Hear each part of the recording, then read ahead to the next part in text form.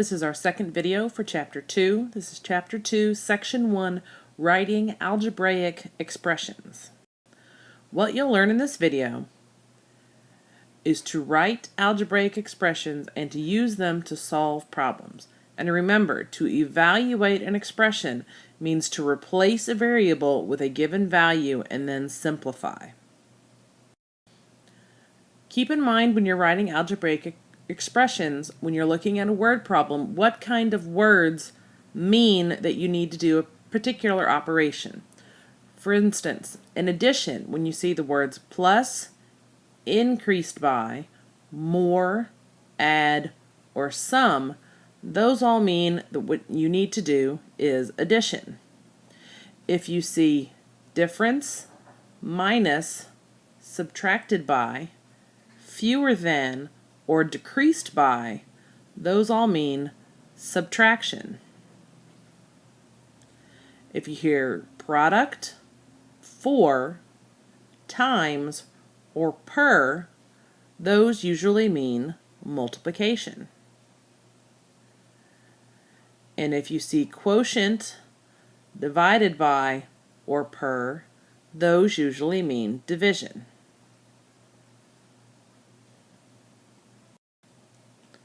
Now, you can write a word phrase as an algebraic expression. So if we look at the word phrases on this chart, we say a number m plus 45, the sum of a number m and 45, or 45 more than a number is m. Now, we know from the previous screen that plus, sum, and more all mean that we are going to be doing addition. So you pay attention to the order of the words to know how to write your expression. So since it's a number m plus 45, we know that the m will be first, then our plus sign, then 45. So to turn these word phrases into an algebraic expression, you would just write m plus 45. Now let's look at the next one.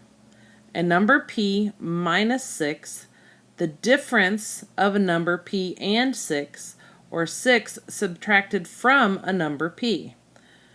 Now we know minus, difference, and subtracted from are all going to be words that mean we need to do subtraction. And again, you need to pay attention to the order of the words. So since it's the number p minus 6, the p has to be first. Now if it said 6 minus p, it would be the other way around. But since it gives us p first, then p minus 6 is our algebraic expression. Now if we look at the next set, we have 4 times a number, or the product of 4 and the number k. So when we see times and product, we know that means multiplication. So it's 4 times a number k. So since the 4 comes first, it's going to be 4 and then times k. And remember, anytime you see a number right next to a letter, it means multiplication. Let's look at the last row. So we have the quotient of a number z and 25 and a number z divided by 25. So we know when we see quotient and divided by, obviously that's going to be division. So we have the quotient of a number z and 25. So that's going to be, the first one is going to be the one who is on the inside or on the top if it looks like a fraction. So it would be z divided by 25 or z over 25. Because remember, when we're doing division, if you have a sentence written like this, the second number's on the outside and the first number's on the inside. And if we look at it when it's a fraction, the top number's on the inside and the bottom number's on the outside. Now let's look at an example. So we're going to write an expression for the product of 7 and k. So we know when we see product that it equals multiplication. So that's going to be 7 times k written with a dot, or 7k. Now, since we're using variables, you are not going to write 7 times k, because that looks like a lot like 7xk, and that gets really confusing. So once you're using variables, you don't ever use x to show multiplication, because you get your variables and your multiplication symbol confused. Pause the video and do this one in your notebook. Be sure to label it as quick check or exercises, number the problem, and then show how you figured it out. Let's look at another example. Say we want to draw a diagram, or drawing a diagram can help you write an expression for a real-world situation. Remember, we have to state what the variable represents. So let's look at an example of bowling. Say you want to go bowling and you bowl 3 games. Shoe rental for the day was $1.75.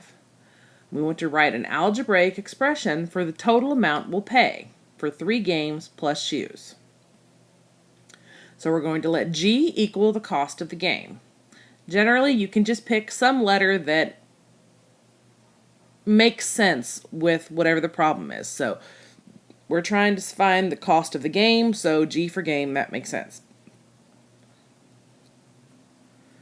Next, we're going to make a model. So the total cost of the game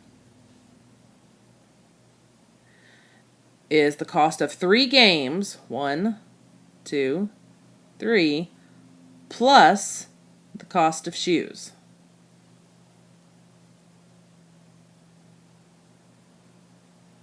So the total cost is 3G plus $1.75, or 1.75.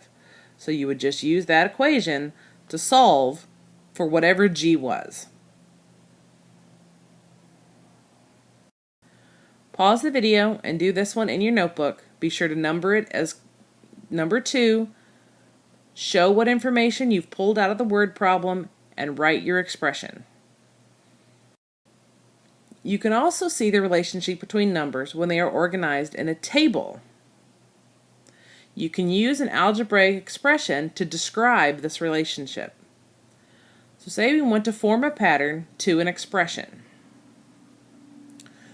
So the table at the left shows the length of the sides of 3 squares and their perimeters.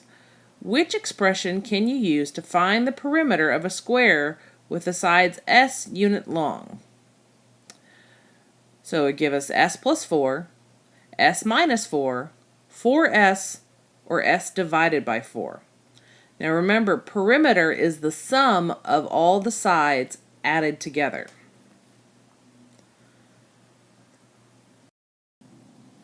Now, in my problem, it tells me that these are squares. So I know, because it's a square, that all of my sides are going to be the same side, or the same size.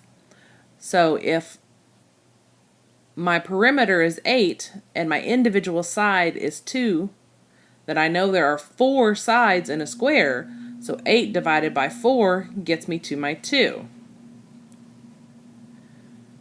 So let's look for some more relationships. So we're going to look for a relationship between the side length and the perimeter. It might be multiply by 4. So 4 times 2 is 8. That gives me a perimeter. 4 times 3 is 12. So that works for 3. 4 times 5 is 20. That also works. So we're going to check the rule for other pairs of numbers. So 4 times s equals 4s. That gives me my perimeter. So the expression 4s describes the pattern. So the correct answer is C. So pretty much we were just looking for, what did I have to do to the stuff in column A to get an answer in column B. Pause the video and do this one in your notebook. Be sure to number the problem and show all your work. Now it's time to check your understanding. Be sure to label it as check your understanding in your notebook. Number all the problems, write down as much of the original equation as you need to solve the problem, and show all your work. Enjoy the rest of your evening, and I'll see you tomorrow.